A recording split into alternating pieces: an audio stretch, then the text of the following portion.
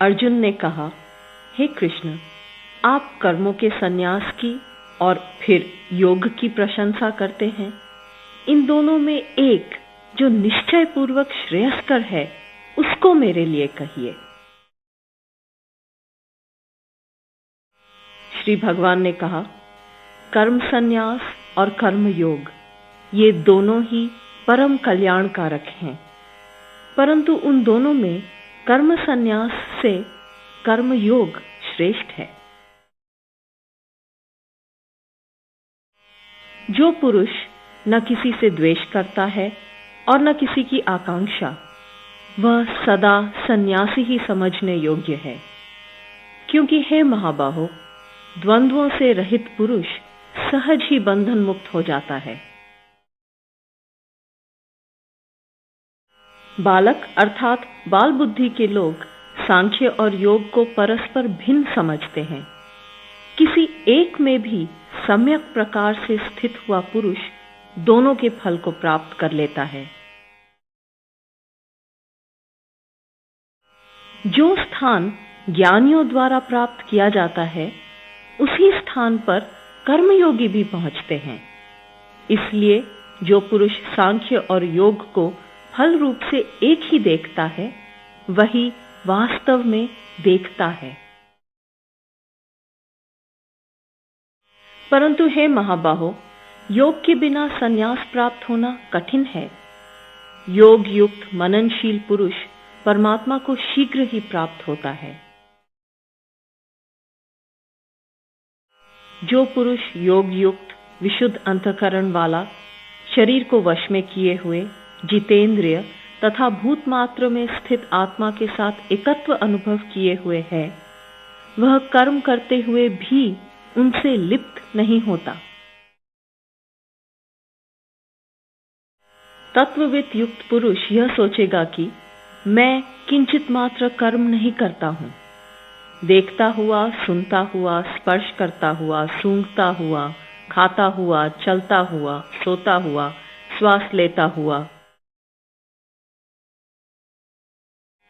बोलता हुआ, त्यागता हुआ, ग्रहण करता हुआ तथा आंखों को खोलता और बंद करता हुआ, वह निश्चयात्मक रूप से जानता है कि सब इंद्रियां अपने अपने विषयों में विचरण कर रही हैं। जो पुरुष सब कर्म ब्रह्म में अर्पण करके और आसक्ति को त्याग कर करता है, वह पुरुष कमल के पत्ते के सदृश पाप से लिप्त नहीं होता। योगी जन शरीर, मन, बुद्धि और इंद्रियों द्वारा आसक्ति को त्याग कर आत्मशुद्धि के लिए कर्म करते हैं। युक्त पुरुष कर्म फल का त्याग करके परम शांति को प्राप्त होता है और अयुक्त पुरुष फल में आसक्त हुआ कामना के द्वारा बंधता है। सब कर्मों का मन से संन्यास करके संयमी पुरुष नवद्वार वाली शरीर रूपी नगरी में सुख से रहता हुआ न कर्म करता है और न करवाता है। लोकमात्र के लिए प्रभु न कर्तृत्व, न कर्म और न कर्म फल के संयोग को रचता है, परंतु प्रकृति सब कुछ करती है। विभु परमात्मा न किसी के पाप कर्म को और न पुण्य कर्म को ही ग्रहण करता है, किंतु अज्ञान से ज्ञान ढका हुआ है, इससे सब जीव मोहित होते हैं।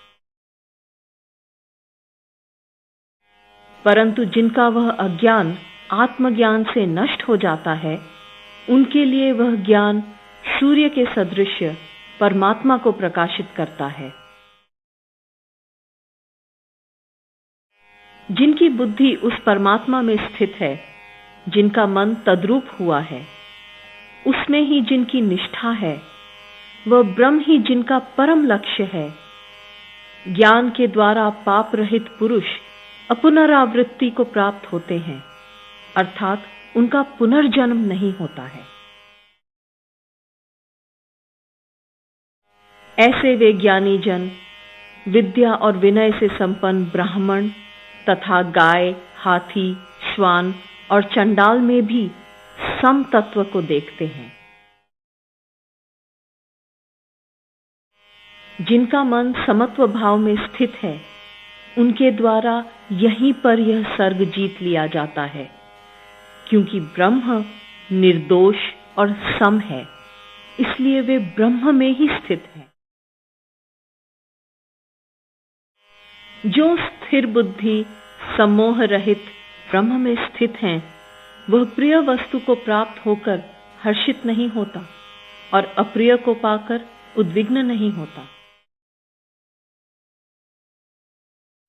बाह्य विषयों में आसक्ति रहित अंतःकरण वाला पुरुष आत्मा में ही सुख प्राप्त करता है। ब्रह्म के ध्यान में समाहित चित्त वाला पुरुष अक्षय सुख प्राप्त करता है।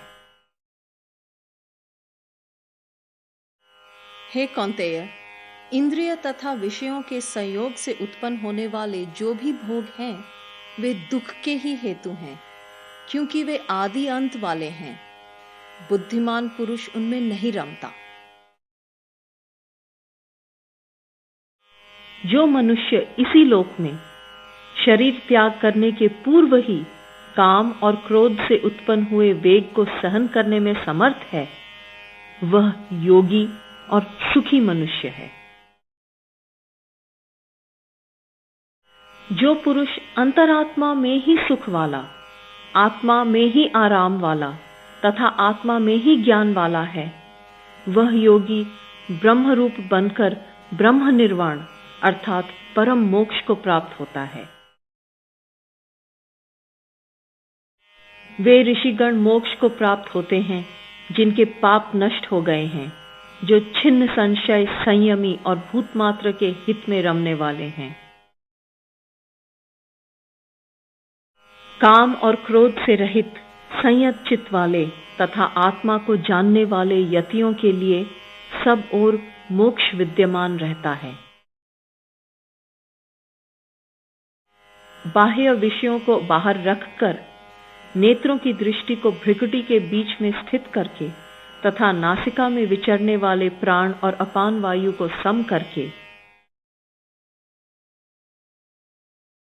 जिस पुरुष की इंद्रियां, मन और बुद्धि संयत हैं, ऐसा मोक्ष परायण मुनि इच्छा, भय और क्रोध से रहित है, वह सदा मुक्त ही है। साधक भक्त मुझे यज्ञ और तपों का भोक्ता और संपूर्ण लोकों का महान ईश्वर तथा भूतमात्र का सुहृद जानकर शांति को प्राप्त होता है।